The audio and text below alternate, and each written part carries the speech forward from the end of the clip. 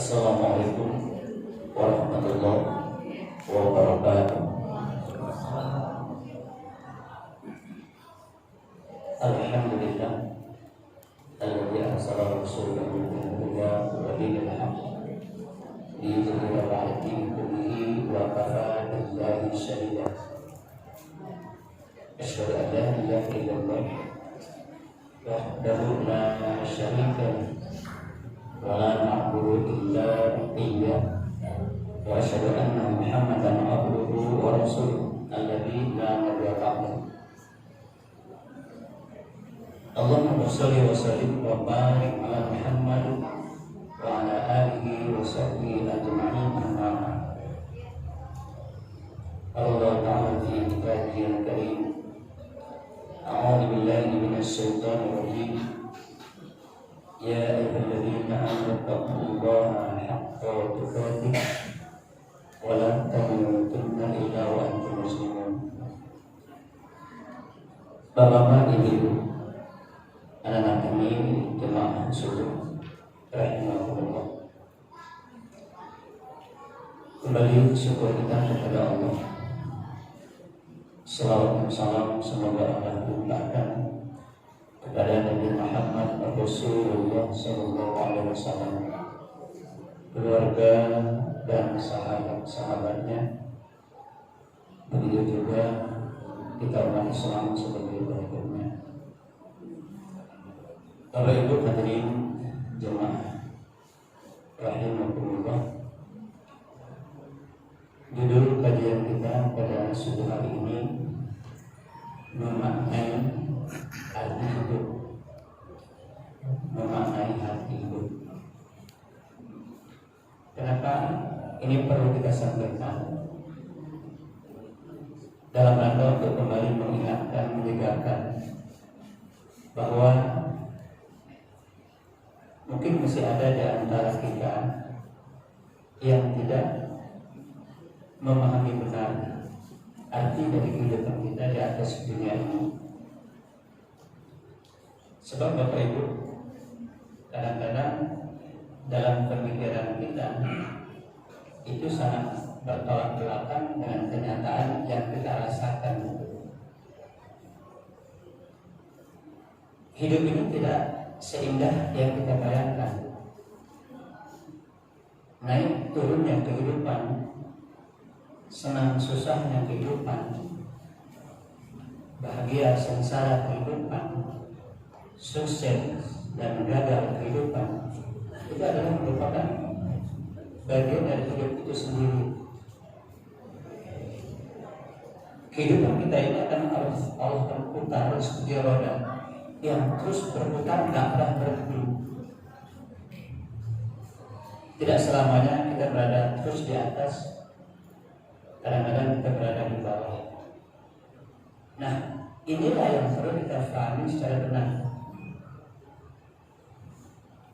Karena kalau kita tidak memahami ini, susah Bapak Ibu kita menjalani hidup di atas dunia ini. Baik pun yang kita lakukan, bagus pun yang kita lakukan, itu masih banyak juga orang yang mencela, ya, orang yang mengejek, menertawakan, menyalahkan. Gak usah kita Bapak Ibu.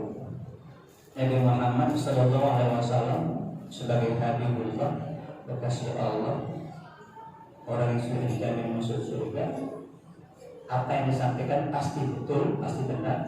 Itu pun masih banyak orang benci kepada, bahkan mau membunuhnya. Apalagi macam kita ini. Maka untuk menghadapi hidup di atas dunia ini, mari kita kembali kepada bimbingan agama Ya tentu secara pokok Al-Quran dan Sunnah Rasul sudah memberikan arahan kita secara tepat, secara benar.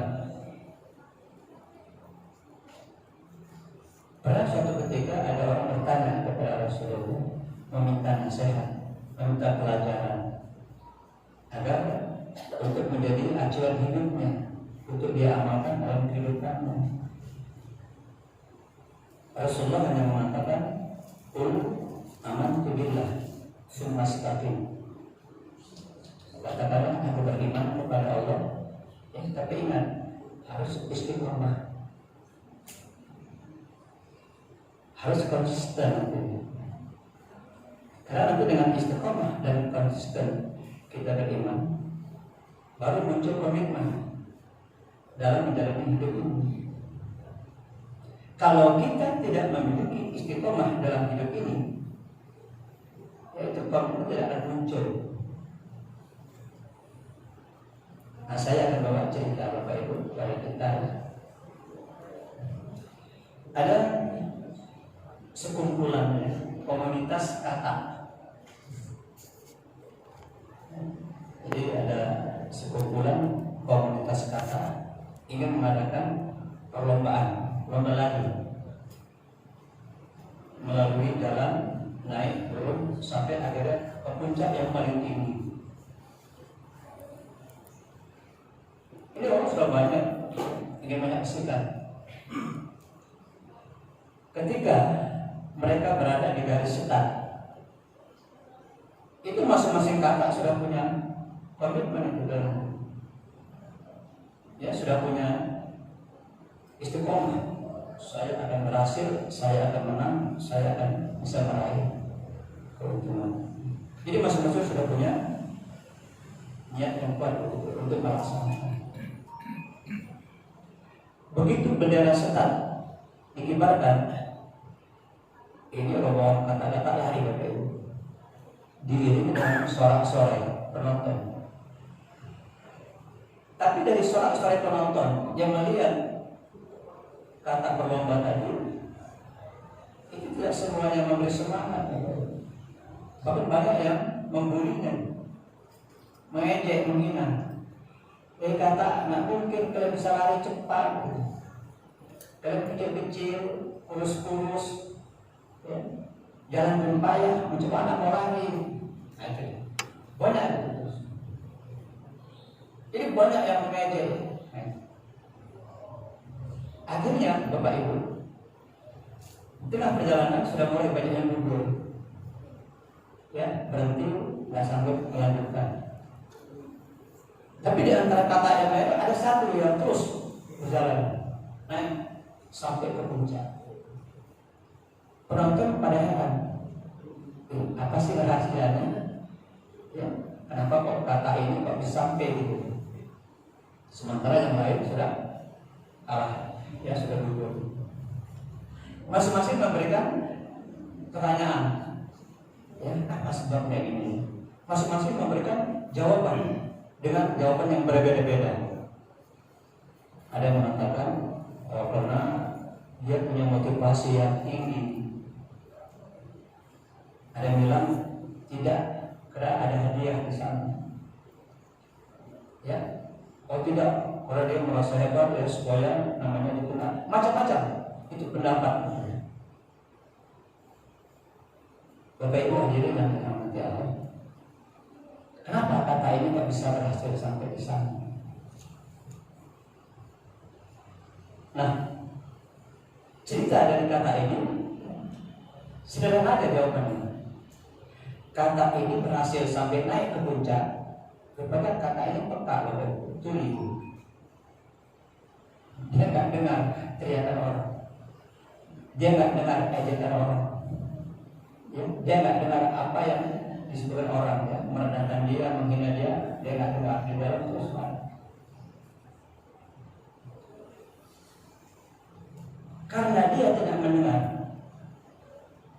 itu tekad yang dari awal, dari garis start memang sudah betul-betul bulat dalam dirinya, ya, sehingga dia dengan mudah melalui rintangan kata-kata yang lain Walaupun dari awalnya kuat, semangatnya, motivasinya tinggi, niatnya sudah bulat, tapi di tengah jalan, ya, terus dia dihina, ya, dikatai dan sebagainya, akhirnya patah semangat. Inilah Bapak Ibu gambaran hidup kita. Coba saya tanya kita yang hadir semua ini dalam perjalanan hidup kita, pernah nggak kita diajak orang? Pernah nggak kita direndahkan orang? Nggak mungkin anaknya bisa sekolah sampai tinggi, sampai kuliah, kehidupan bapaknya kayak gitu. Nggak mungkin ya, orang tuanya macam-macam. Banyak Bapak Ibu bermacam-macam. Baik pun yang kita lakukan, kadang-kadang di mata manusia ya benar. Maka ketika kita tidak memahami makna hidup di atas dunia ini, kita akan berbahaya. Kita bisa akan jatuh, patah di tengah jalan.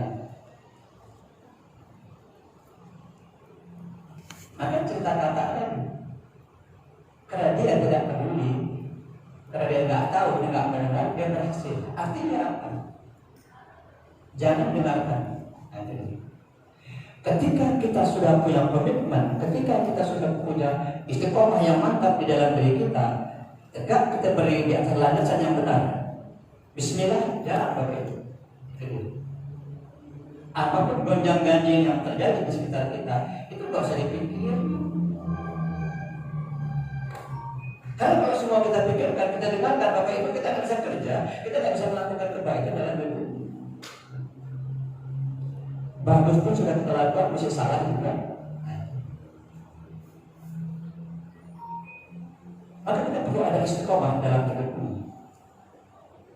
Coba kita lihat cerita. Ini cerita kita sudah tahu semua ini. Tentang Luqman dengan anaknya, dengan putranya. Ketika dia berjalan berdua, ya, menuntun keledai, lewat di depan orang banyak. Apa kata orang? Bodoh kali lah orang tua itu sama anaknya. Ada tunggangan, ada kendaraan, kok nggak dinaikin? Apa kata Luqman? Nah, kamu dengar itu nak omongan orang itu? Iya ya, yuk kita naik. Mereka naik, jalan terus. Jumpa lagi orang kendaraan. Apa kata orang? Nggak punya otak orang, nggak punya budi kemanusiaan. Yang berkebenaran itu. Kalau dari kecil dinaikin 2 orang, kemana pikirannya? Apa kata umat? Nah, kamu dengar apa kata orang? Iya ya. Yuk turun, kamu naik. Nah, jadi anaknya naik, ya, bapaknya di bawah, jalan, merasa nyaman. Jumpa lagi orang amin. Apa kata orang? Anak durhaka itu. Enak-enak dia naik di atas, bapaknya narik di bawah. Nak, kamu dengar tuh nak? Iya. Ayo naik. Naik. Anaknya nuntun, jalan terus. Jumpa lagi orang lain. Orang komentar lagi gitu, komen lagi orang itu. Aduh, cemarnya lah orang tuanya. Anak kecil, dia enak-enak di atas, anaknya masih kecil narik. Akhirnya turun si ayah. Jadi bagaimana? Ayo kita angkat kereta ini. Akhirnya bapak ibu kereta itu mereka bawa tahun 2020. Jumpa sama orang mengatakan begini, apa-apaan kerja orang. Bapak ibu ajarin jemaahnya dengan baik. Cerita ini adalah gambaran kehidupan kita. Ketika kita hidup di atas dunia tidak punya istiqomah, ini yang terjadi. Kita tidak bisa menyelesaikan pekerjaan kita tidak bisa menyelesaikan persoalan kita. Kayak itu tadi. Tapi ketika sesuatu sudah kita rencanakan, sudah kita programkan dengan baik, kemudian dengan landasan yang benar, sesuai dengan tuntunan agama, mari kita jalan. Bapak Ibu yang hadirin yang dirahmati Allah. Kita kan kadang-kadang kan dengar orang, ya sekarang sudah mulai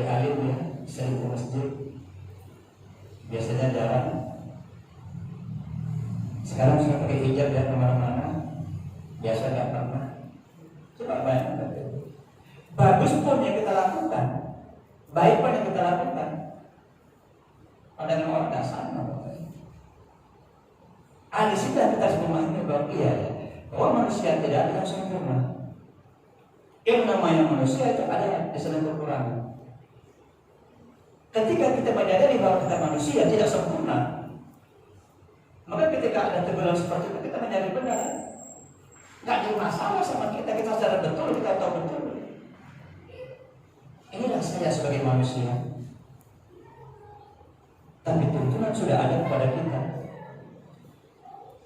Maka ketika Nabi ditanya oleh seseorang tentang masalah pelajaran yang mau dia bawa, mau diamalkan dalam kehidupannya, Nabi yang mengatakan, katakan kamu beriman kepada Allah. Keimanan ini Bapak Ibu cepat kita sadari bersama sekarang. Luar biasa tantangannya. Ini anak-anak kita, remaja kita menghadapi situasi kondisi yang terjadi sekarang ini Bapak Ibu itu nggak main-main. Bisa nanti terjadi gimana mereka, bisa tercabut gimana mereka kalau kita tidak waspada dan kita tidak memperhatikan mereka.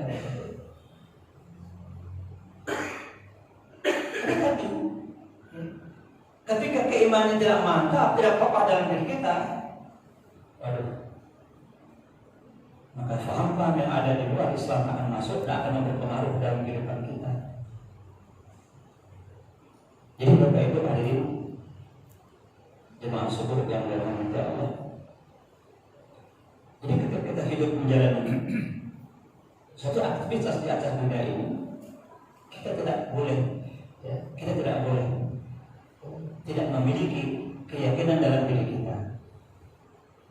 Munculkan istiqomah, hadirkan konsisten dalam diri kita, maka muncullah komitmen dalam hidup ini. Ayat yang kita baca di awal tadi, ya ayyuhalladzina amanu taqullaha haqqa tuqatih wa la tamutunna illa wa antum muslimun. Kita tetap berada di dalam Islam ini Bapak Ibu ketika kita punya komitmen yang kuat untuk melaksanakan ajaran Islam dengan baik. Ketika kita bicara masalah melaksanakan ajaran Islam dalam kehidupan kita, ya kita kan menyadari kelemahan kita, kedhaifan kita, dan kedalaman agama ini kita menyadari betul itu Bapak Ibu, kita perlu belajar terus. Maka syukur alhamdulillah kita sebagai warga Muhammadiyah, kita dan pasti kita Muhammadiyah, jamaah Muhammadiyah, yang berarti memberikan tuntunan dan arahan kepada kita.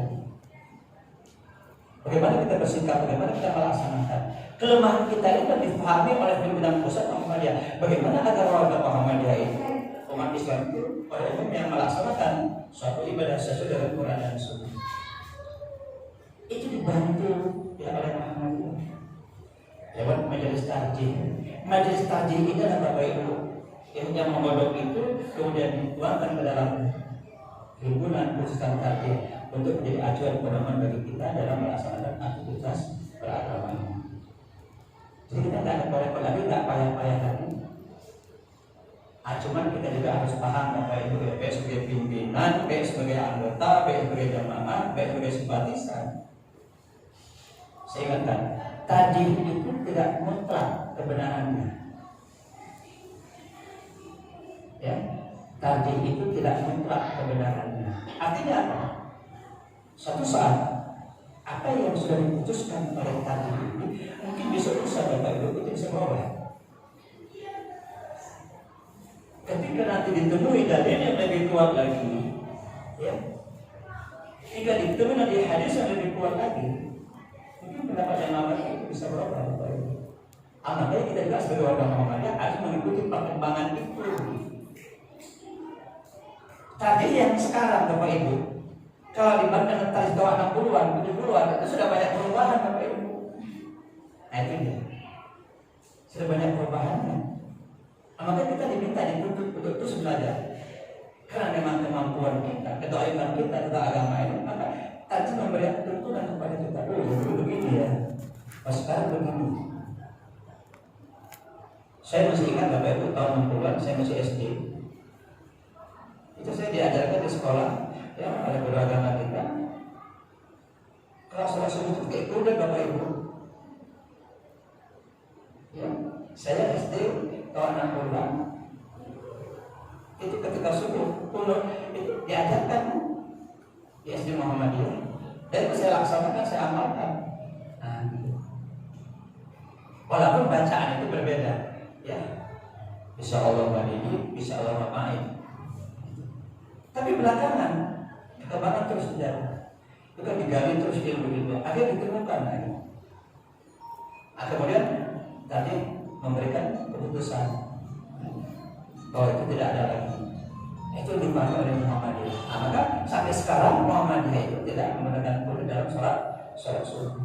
Dan kita tidak menyalahkan orang lain. Mereka menggunakan sholat pakai kudu dalam sholat itu jangan saja rasakan Bapak Ibu. Mereka juga punya dalil, punya pemahaman masing-masing. Kita saling menghargai, saling menghormati. Tapi di Muhammadiyah, kalau kita bicara Muhammadiyah ini garisnya, itu dia. Sama dengan masalah taswif. Kapan taswif itu dikumandangkan? Karena di dalam Islam kita lihat bahwa bagaimana azan subuh itu kan 2 kali Bapak Ibu. Cuma karena kita jarang melaksanakan 2 kali, ya sekali aja gitu. Jadi azan subuh itu masruk, ya, 2 kali.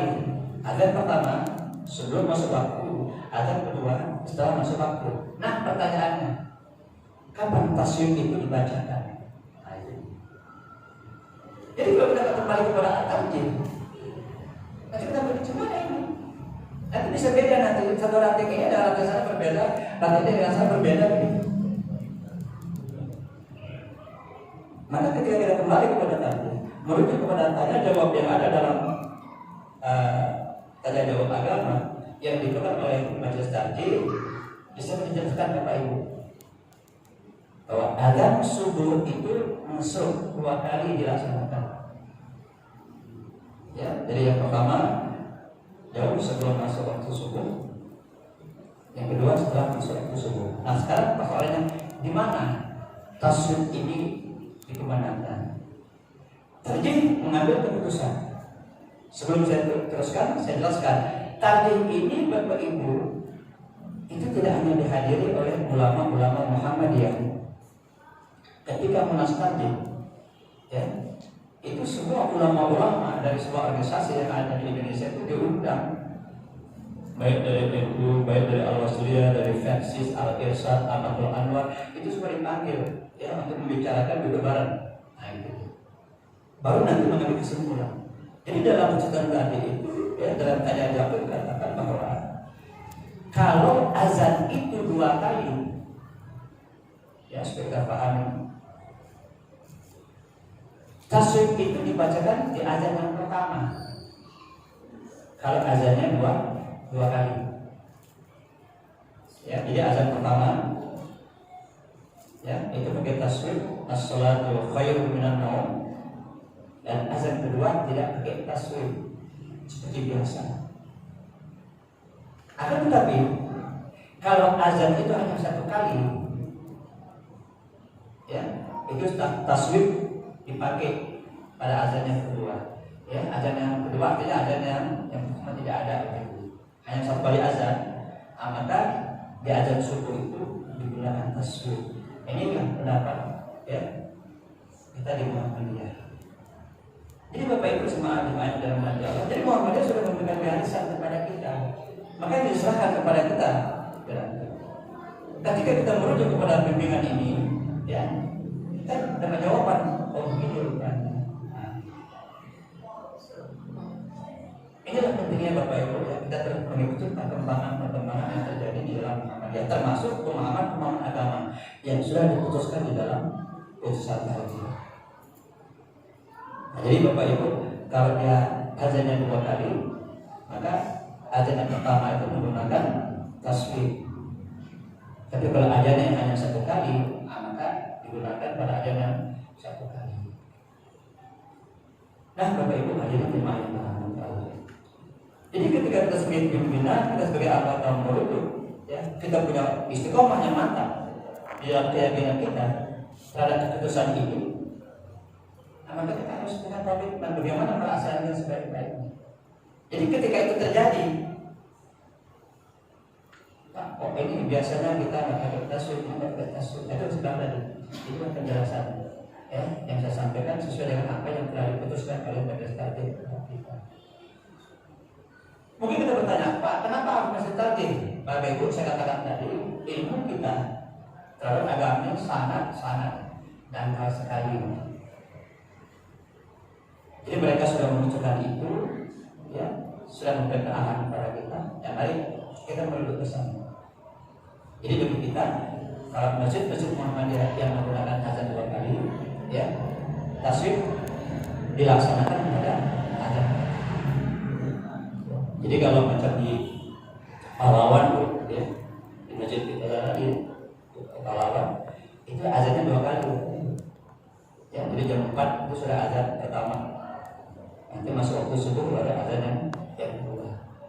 Dan di tempat lain, ya, seperti yang Jagaturi dan sebagainya yang menggunakan azan sekali, ya, mereka menggunakan tasbih pada azan subuh itu. Inilah Bapak yang Ibu hadirin yang dimuliakan. Jadi bagi kita sebagai warga Muhammadiyah, sebagai warga Musyrikatan, kita harus punya komitmen di dalam melaksanakan ini.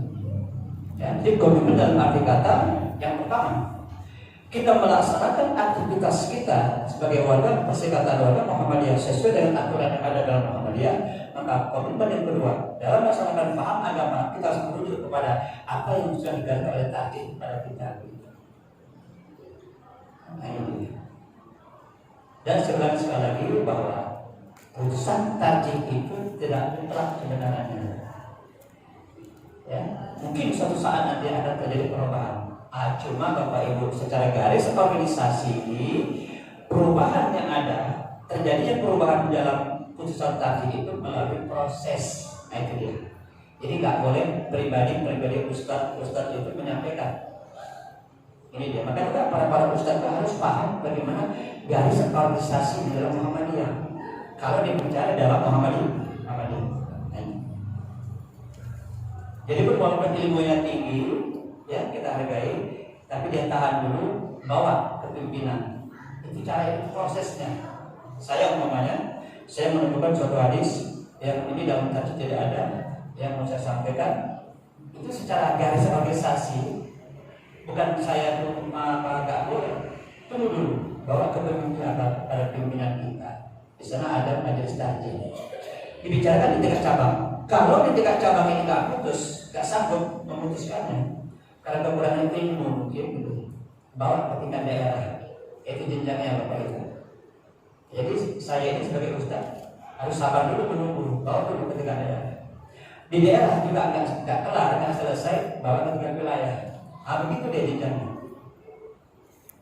Kalau nanti putus di tingkat wilayah umpamanya, itu nggak semena-mena terus saya sampaikan begitu. Nah, jadi bagaimana caranya? Tunggu surat keputusan SK dari pimpinan wilayah. Nah itu dia. Jadi secara administrasi, secara organisasi, pimpinan wilayah akan mengeluarkan surat bahwa berdasarkan yang musyawarah di tingkat wilayah, yang musyawarah di tingkat wilayah, bahwa hadis ini bisa diamalkan. Itu surat akan sampai Bapak Ibu ke seluruh ranting Muhammadiyah Sumatera Utara. Nah begitu dia. Itu garis organisasinya seperti itu. Supaya apa? Seluruh Sumatera Utara seragam pemahaman. Nah itu maksudnya. Jadi bukan kita menyalahkan ustaz enggak. Ya. Ketika dia menemukan hadis yang benar, ya tapi belum ada dalam Muhammadiyah, maka caranya seperti itu. Itu jenjang yang dibawa dulu ke majelis taklim tingkat cabang, kemudian tingkat daerah, tingkat wilayah. Kalau wilayah nggak sanggup, bawa kirim ke pusat. Nah itu dulu. Jelas ya Bapak Ibu. Jadi bukan kita nggak membolehkan ya ustaz itu menyampaikan, tidak. Ustaznya harus menahan diri dulu gitu. Itu sampaikan kepada pimpinan ini bagaimana ya. Nah Bapak Ibu yang hadirin yang dirahmati Allah, istilah sebenarnya perlu kita memahami bahwa ketika kita bermuhammadiyah, ya perlu ada istiqomah di dalam diri kita. Ketika istiqomah itu akan muncul untuk komitmen untuk melaksanakan ya aktivitas kita. Ingat Bapak Ibu, sebagai pimpinan, saya katakan tadi tidak mulus. Nah, itu dia. Capek kita ya melaksanakan, capek kita melakukan pekerjaan dan sebagainya, masih tetap salah, masih tetap ada teguran, masih tetap ada biasa Bapak Ibu kita punya istiqomah itu tadi sebenarnya. Nah, kita kan timbang, ya kita nggak bingung gitu. Ketika kita menjalankannya merujuk kepada ketentuan yang sudah ada, insya Allah ya Bismillah kita berjalan. Ya mudah-mudahan sampai kepada apa yang kita inginkan. Inilah Bapak Ibu hadirin jemaah dirahmati Allah. Jadi sebagai kesimpulan yang pertama, sebagai manusia hidup ya tidak seindah yang kita bayangkan. Pasti di kanan kiri kehidupan kita ada hal-hal yang bisa mengganggu ya konsentrasi kita. Ingat, hidup adalah perputaran roda yang terus bergerak. Yang kedua, sadari bahwa kita manusia tidak sempurna, banyak kelemahan kita, banyak kekurangan kita. Ya, itu makanya ketika ada orang mengkritisi, ya, mari kita terima dulu, mari kita pikirkan dulu, mari kita diskusikan sama-sama. Gak terus harus kita kalah, gak terus harus panik menghadapi itu. Dan yang ketiga, ya sebagai warga Muhammadiyah, sebagai pimpinan Muhammadiyah, ya, ketika kita menjalankan garis organisasi ini, kita harus punya komitmen, ya, sehingga apa yang diperlakukan, apa yang dilaksanakan, apa yang diputuskan itu dapat dijalankan dengan sebaik-baiknya. Inilah Bapak Ibu yang dapat kami sampaikan pada kesempatan ini, yang mudah-mudahan dengan istiqomah yang mantap di dalam diri kita, ya keimanan kita semakin mantap, semakin kokoh, sesuai dengan doa yang kita minta kepada Allah. Ya muqallibal qulub, wahai Allah yang mampu membolak-balikkan hati ini. Kita minta kepada Allah, tsabbit qalbi 'ala dinika, mantapkan ya Allah, kokohkan ya Allah hatiku ini dalam agamamu, apapun yang terjadi. Ya, apapun situasi yang terjadi di sekitar kita, kita mohon kepada Allah, mantapkan, kokohkan ya hati kita dalam agama Allah. Wa 'ala ta'atika, dan patuh taat kepada ya Allah. Ya mudah-mudahan kalau ini mau kita jalankan dalam kehidupan kita, insya Allah Bapak Ibu kita akan selamat hidup di atas dunia ini menuju akhirat yang abadi. Terima kasih atas segala perhatian. Mohon maaf, saya menyadari banyak hal yang tidak pas yang saya sampaikan. Itulah kelemahan saya. Sekali lagi saya mohon maaf kepada Allah, saya mohon ampun. Billahi taufiq wal hidayah. Assalamualaikum warahmatullahi wabarakatuh. Iya.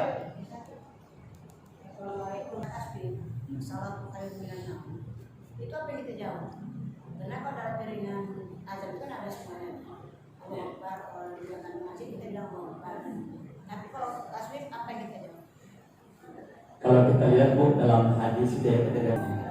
Jadi artinya kembali kepada apa yang diucapkan oleh muadzin. Karena kan hadis kan cenderung mengatakan apa yang diucapkan muadzin ikuti, kecuali hayya 'alas shalah, hayya 'alal falah. Itu menurut saya gitu ya. Karena hadisnya nggak ada yang secara khusus mengatakan kalau muadzin mengatakan ini jawabannya ini gitu ya. Saya belum ketemu yang pintar, yang lain sudah tahu, ya saya memang belum ketemu hadisnya. Tapi saya kembali kepada keumuman hadis. Ketika teman mendengar muadzin, ikutilah apa yang diucapkan oleh muadzin, kecuali nanti pada hayya 'alas shalah, hayya 'alal falah. Itu mungkin yang bisa saya jawab ini. Terima kasih. Terima kasih. Bila itu, Assalamualaikum warahmatullahi wabarakatuh.